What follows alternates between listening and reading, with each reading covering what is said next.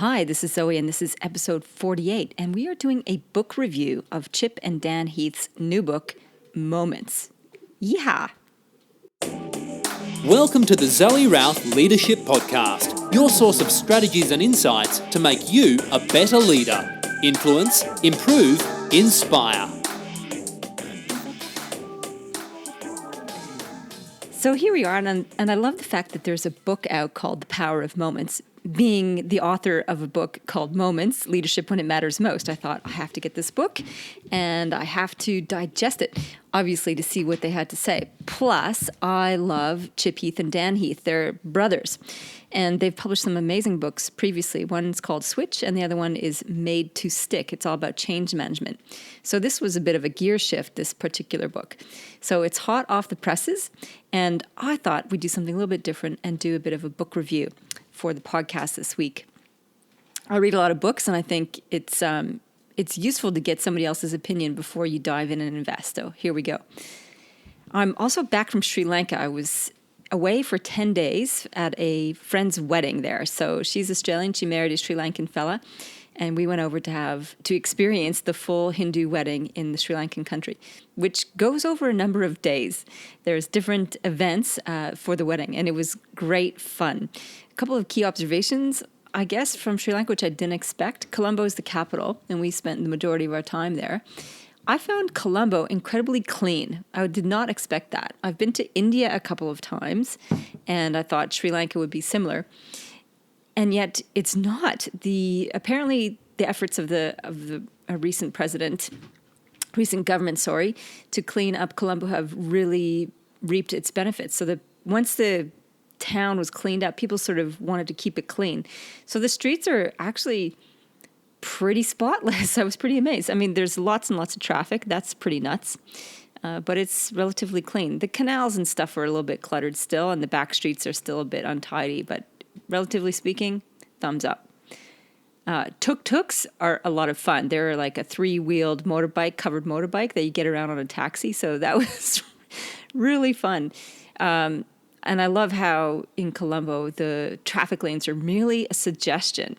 So there might be 2 lanes of traffic as per sign posted on the road, but you might have 4, 5, 6 vehicles abreast weaving in and around. And I guess my observation with that is when everybody agrees on the rules, even if there are different rules to what we have, it all works. And so we never saw an accident, even though if people tried to drive like that here in Australia, there would be a lot of bruised and bumped people for sure. So lots of exciting tales to tell from Sri Lanka, but those were some of the key insights. Beautiful country. We had a really, really good time there. Some other news and events. Our Leadership Intensive kicks off in 2.5 weeks, I think, and we've got 2 spots left. This is the first time we're running a Leadership Intensive retreat in Tasmania. I'm super excited about this. And so we've got a nice little group going, and yeah, if you're keen, hop onto the website, zoerouth.com, and click on events, and you'll find the Leadership Intensive information there. Likewise, we're going back to Tassie in February with the Leader's Edge Mastermind. That's my high-level 12-month program. And we have 3 spots left on that program. It's going to sell out. So if you've been thinking about it, do give me a buzz, zoe@innercompass.com.au, and let's have a chat. And the other exciting thing, launch of the Edge of Leadership Unconference. The Unconference is running in March. We've soft launched it. Our launch ticket prices are now on, and we're 30% sold out on the event already. So it's going to be a really amazing event. We've changed up the venue. We're going low brow, big views, and that's going to make it so much better. That's just one of the things we're changing up. We've got some amazing speakers. We've got our keynote, Craig Rispin, who I've known for years and is a fabulous futurist and just an amazing man. So all those things to look forward to, you can find them all on the website. If you want to look up the show notes for this podcast episode, go to zoerouth.com/podcast/Chip Dan. That's Chip and Dan Heath, who are the authors of the book I'm reviewing. Chip as in CHIP, Dan as in Dan the man, Dan. Chip Dan. All right, so the book, and it is officially called, let me just get the book title out for you, The Power of Moments. It's just disappeared off my Kindle. Just hang on a second. Cover. Here we go. Yeah, that's it. Why certain experiences have extraordinary impact.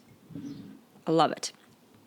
Now, in my book, Moments, Leadership When It Matters Most, my premise is that every moment matters. And how you show up in the moment makes a big difference. Their key premise in their book is that we can design defining moments. We don't just have to wait around for them to happen spontaneously, though they do. We can actually increase the number of amazing experiences we have with deliberate design, which is a pretty cool premise. I like that idea. Is also because it fits in with my world philosophy, is that we can design our life any way we like it.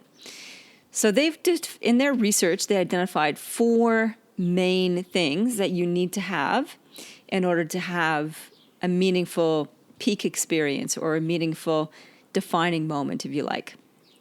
And you don't need all 4 of them to make a defining moment, at least one of the key elements. And the 4 key elements make a little acronym called EPIC. Ha ha ha, like epic moment. Anyway, acronyms are kind of cutesy, but anyway, this is what they stand for. E is for elevation. And what they mean by that is that when we elevate the sensory pleasure of a moment, we can make it more memorable and more significant. What does elevate sensory pleasure mean? It means adding color and surprise and making the stakes higher. Or you can disrupt routines to make it more elevated. So an example of that in practical terms is if you are going to elevate a moment like a meeting. Here's a bog standard thing in organizations. And people have been talking about this for a while now. Do something different. Make it a sensory rich experience. Go for a walk outside. Hold your meeting around a pool. Go and make people wear different colored hats. Now, not everybody's a fan of different colored hats, so you don't want to piss people off, that's for sure. But you can find ways of making things more heightened. And novelty is one of the things that makes a moment a defining moment. And Chip and Dan Heath said that that's why in their reviews, the number of defining moments that people come back with tend to cluster around the ages of 15 to early 20s. And that's because we're going through a lot of first significant experiences. First kissed, leaving school, starting university, first job. Those firsts are pretty significant. And novelty and first times are ways to make things more defining. So we can design that more critically by not always having first moments. However, we can elevate the sensory-rich experience around these things. So breaking the routine can be just a simple way of doing that, and you can apply that in all sorts of contexts. So E in the EPIC formula is elevation. I is for insight. And what they're saying is that any kind of experience we can design that helps us learn more about ourselves or offers a truth, then that's a useful thing. So there's 2 things they talk about with this.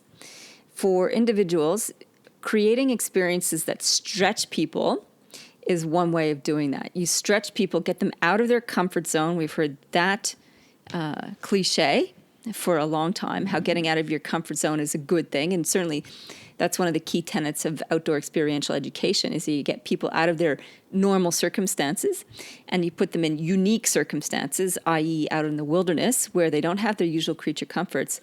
And they've got to learn new ways of being and experiencing the world. So that whole novelty thing, the whole sensory-rich experience, and plus putting them out of their comfort zone gives them the ability to stretch and learn. Now, what I love about this, and they've got a great quote, that the purpose of stretching is not success, it's learning. And they put this in the context of sales. What they mean by that is one of the most confronting things that people find actually is going into a sales role and picking up the phone, making calls, and getting rejected. And that can be very confronting when you first do it. So the idea is not to pick up the phone to learn how to do sales. It's pick up the phone and stretch yourself so that you can learn more about yourself. You may be successful or you may not, but it doesn't matter because the learning is the key thing, not necessarily whether you're successful or not. So you can think about this.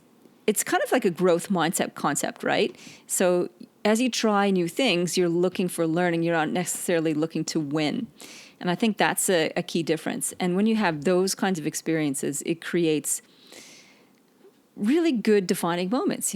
Last time you tried something that was unusual, out of your comfort zone, and it stretched for insight. So I was talking to a client today, and she's at the early stages of her management career, and she's terrified of networking. And so we talked about some of the skills in networking and how to create good conversations and how to ask better questions. So equipped with her new questions and her new skills, she went to this networking event, a lunch, and was totally nervous. And yet she said, okay, I'm going to have a crack at this. And so she did. She asked a couple of questions. She stayed open to people. She stayed curious. And she was surprised at the outcome. It didn't necessarily mean that she got business out of it or that people became her best friends. Is that she got insight about herself and the fact that she can actually hold a conversation with strangers and not have the world dissolve in front of her. So that's one way of doing insight, is doing a stretch for insight. Another way of doing insight to design memorable moments is to, as they describe it, hit them between the eyes with an obvious truth. And they have this key story in the book around Kamal Carr, who was working in developing countries to install sanitation.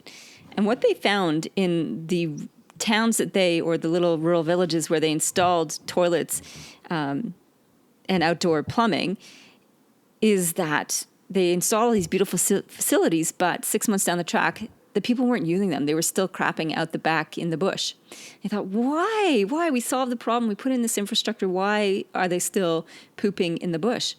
And creating all sorts of health concerns as a result of that. So they went and they had a look around, and they realized that the reason that people weren't using the facilities is that the facilities were nicer than their own kitchen sink. So they didn't want to poop in them. They just felt it was wrong. So they actually had to change beliefs and perception around what these facilities were like. So Kamal Carr took the villagers around the outside of the village, and he asked them questions. He basically did this all through questions. He's like, show me where people poop.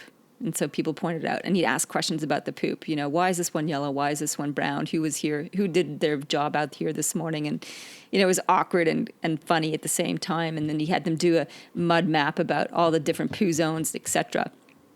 And then he got even more into this. And he asked the lady, so do you trust the water in this village? She's like, yeah. So he got her to pour a glass of water for him. And he said he plucked a hair out of his head, and then he went and plunked it in some poo that was nearby, and then dunked it in his glass of water and said, now would you drink this water? And nobody said yes. Of course not. That's disgusting. A piece of hair dunked in poo, then dunked in your water. Who's going to drink that? Gross. And then he said, well, you see these flies? Are the flies going all over the poo? And they're like, yeah. He said, well, flies actually have serrated legs, which are far more adhesive than this piece of hair. And you see how the flies go all over the poo and then they go all over your food. And the truth kind of hit them between the eyes. They realized they've been eating each other's poop for years. How gross. And so you can imagine the enthusiasm for solving this problem became immediate. It's like, oh my Lord. So they're impossible to stop the flies, possible to stop the poop, because they can use the facilities that were designed for them. So the adoption of use of the facilities went up significantly after this kind of moment. A carefully designed moment where you showcase the truth of what's going on and people see it for themselves. It's no point just lecturing people about, flies go on poo and poo goes, and then they go onto your food. It's better to actually have them witness it and get it themselves. And this is a key training principle, right? So in my experiential training, for example, you can talk about team dynamics until the cows come home. And yet until you have people work out how to lead each other in difficult circumstances, they don't get it until they get it. So an example of this, I have one client who we did this program a few years ago, and he was the leader of the day, and he was leading an activity through a cave. Now, caving is usually an environment which has heightened sensory awareness, so it's already got that tick. It's an elevated moment from that regard. You don't get to go caving every single day. So it was unusual. It was the first time for many, and he was in charge. And he was a lot more comfortable in the cave than a lot of others. And what he did as a leader is that he kept running ahead and checking things out. He was just like a little Labrador dog in there. He was so excited to be down there. And other people were not as comfortable. And they kept calling him back. And he kept running off on his own. And he was the leader.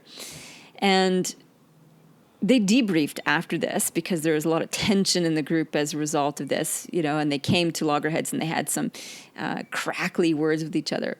And he still talks about that incident now with me. He goes, yeah, I didn't really get it. I get now. It was a really significant moment for me because I realized how much I do that, how I feel comfortable with something and I surge ahead and I just expect other people to feel comfortable too.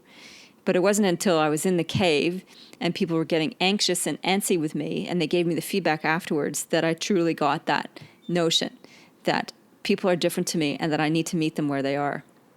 He wouldn't have necessarily have embraced that feedback as well as he did if he just had it in a performance review, say, for example. So the fact that it was in heightened circumstance with very heightened emotion made it a much more useful peak experience for him. So it kind of hit him between the eyes, if you like. And when we're designing experiential programs, we're very careful to think about that. What kinds of experience are going to challenge people and what kind of behaviors are going to draw it out and what kind of truths are possible for people in that kind of environment. It's why I'm such a big proponent for doing outdoor experiential work, because it is a container for so much insight. And insight, according to Chip and Dan Heath, is one of the things that makes a moment epic or memorable or peak, if you like. So we've done E, we've done I. Oh, I did it out of sync. So E, I, and P. P in the epic formula is pride. Those moments where you get to be singled out. And there's two types of pride moments. One is the moments of achievement. These are kind of obvious ones, We hit a milestone, we achieve promotion, it's social recognition, we get things like that, or where we can feel prideful and we're socially celebrated. Those are obvious ones, and we can do more of that, I reckon. We don't do enough celebrating of achievements. Another aspect of pride are moments of courage. And their research showed that when we observe other people demonstrating courage, it also boosts us. It's a memorable moment for us. And you think about that from a movie's point of view. How many movies have you seen where you see the characters demonstrate courage and how uplifting it is for us just to watch it, even though it's a fictional movie? It can be quite engaging. It has a huge ripple effect. And we think about the people we believe as courageous, and it inspires us to try new things ourselves.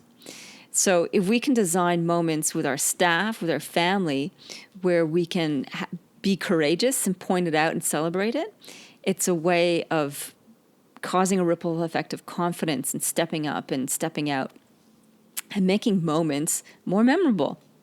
Another one aspect of the pride one, no, that's it. Moments of courage and moments of achievement. And the fourth piece in their epic formula for amazing moments is connection. This seems obvious to me. So things like weddings, graduations, baptisms, and vacations where we gathered together and where there is no purpose except to share joy is really useful. I think the other thing, I was just reading Brené Brown's new book, which is called Braving the Wilderness, and she said that there's actually a lot of connection experience when people share pain as well. The spontaneous social gathering in moments of communal grief. So if you think about, the moment I think about was 9/11. So watching what happened to those towers on TV. It was late night here in Australia, and knowing I had friends and family overseas. And the next morning, coming together with other people, we were working at Outward Bound at the time. There was a group of us. We came together just to talk and to share and to grieve together about this terrible atrocity that was happening on the other side of the world. And that shared grief, and it happens at funerals also, is a cathartic, memorable experience because it heightens our sense of common humanity. So anytime we can create opportunities to gather and just be together and to acknowledge each other is a really powerful way of creating moments that make a difference. So we talked about social ones, we talked about grief ones, sadness ones, and shared experience through hardship. Again, this is an outdoor experiential tenet. It's certainly an outward bound tenet. And their motto is to serve, to strive, and not to yield. And through that, they outward bound designs experiences that are pretty tough. And when you're going through a tough experience with a group, you bond. You really do bond. Because you need each other to get through. You rely on each other. And then you have this whole common shared story. That's, again, one of the reasons why I advocate to a lot of my organizations that I work with that we do something epic like that. Because you build shared story, and those shared connections create this web of emotional bond that helps us to do our daily work. So we don't need to go out into the wilderness all the time to do this. We can create an opportunity to connect and to share and to come together. Okay, so those are the 4 key principles that Chip and Dan Heath share: elevation, insight, pride, and connection. A couple key points. You don't have to have all 4 elements in order to create a newsworthy moment, if you like. Just one of them is significant. I think their other key summary point is that we can all be more intentional about this, and especially at work and workplaces. As leaders, we can really think about how we can make moments more special for people. Obvious ones, like for our employees, like our first day on the job, last day on the job, anniversary of their performance, or celebration of milestones, These types of things are really incredibly useful. And reading the book, it made me think about unusual things to celebrate. And if you've seen the movie Goodfellas, it's an old movie now. It's a classic though. And in that, it's a story of a young fella who falls in with the mafia and gets adopted into the mafia, basically. And in the end, he betrays them and he becomes a dauber, I guess. So he becomes a key witness in a case in exchange for witness protection. So the entire movie builds up his relationship with these mobsters who basically are his tribe, his pseudo-family. And as a youngster, he was performing some petty thieving thing, and he gets arrested. And he goes to court, and he gets released. And out on the steps after he's released, there is the Godfather himself who comes out, and he's with all the other, and they're all smiling and laughing. And he goes, "You popped your cherry." I can't even say it with a Goodfellas accent. But the point is, you popped your cherry. This is your first arrest. And they celebrated that. Now, I'm not recommending that we all get into this mafia gangsters thing and we celebrate how often we get arrested or tried for something. The point is, we can find things to celebrate that are unusual. It's not just about first day or last day or birthdays. We can find unusual things to do. Maybe it's the first time you performed a particular task, or maybe it's the 100th sales call that you made. The point is, find things to recognize, because the more moments we celebrate and recognize, the better our lives are, really. So here's a key point the brothers make. They are Chip Heath and Dan Heath say, transitions should be marked. So transitions from one job to the next, from one stage of life to the next. Anything significant when you're transitioning. Milestones commemorated and pits filled. We haven't talked about pits. So they do talk about negative moments. And the reason they don't spend a lot of time in the book around pits or negative moments is because their focus is on how can we create moments that matter. And usually we don't want to create pits or holes in people's experience. However, they do happen. So an example of a pit in somebody's experience is like a bad customer service thing. And so they said, it will happen. So what we don't want to do is ignore them. And sometimes in their customer survey work, it's how people handle a complaint is a memorable moment. So if we do have things that we need to make amends for, let's do it right. Let's do it well. Let's make that a signal and a sign and a representation of who we are. I once recently made a mistake with somebody who's important to me in my world. And truly, I didn't behave very well, and I felt dreadful about it. An apology wasn't enough. So I sent him a big bunch of flowers with a card which expressed how much I cared for him and what our relationship meant to me. And that was an important moment. not to say that just sending flowers is something that you can do to get yourself out of a scrape. I think it represents an expression of emotion. And I think that bad thing still happened, and I do feel regret for that. However, I think we can make amends through useful, caring, carefully thought out gestures. So I encourage you to do that. So that's a summary of the content of the book. How do I rate it? Well, I have a different sort of set of ratings. There is books that I just read in book summaries, like I use the app Blinkist, Blinkist, which gives you, it's a pretty good app. It gives you either a verbal summary or written summary of what's useful and what's not.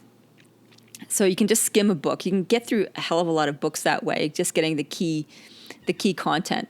If the book is good enough, like there's enough original thought and there's stuff I want to know more about, then I'll get the Kindle version. So the electronic version of the book. And I can read that pretty quickly, can highlight it.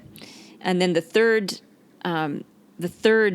vindication of a good book is I'll go out and buy the hard copy. Very few books make it to hard copy version because those are the ones I actually want to really work with and really digest and go back to again and again. There's only a handful on my bookshelves, and that's because space in my house is premium. I've lost a lot of bookshelf space since we renovated. So where does Chip and Dan Heath's new book, Moments, sit on this scale? It's level 2, so it's worthy of doing a Kindle read. It's more than a Blinkist summary, but not quite. I want to get a hard copy and flip through it once in a while. So there you go. That's my book recommendation. The link to where to purchase the book is on our, is at the podcast. Let me just re-scramble and rewind there.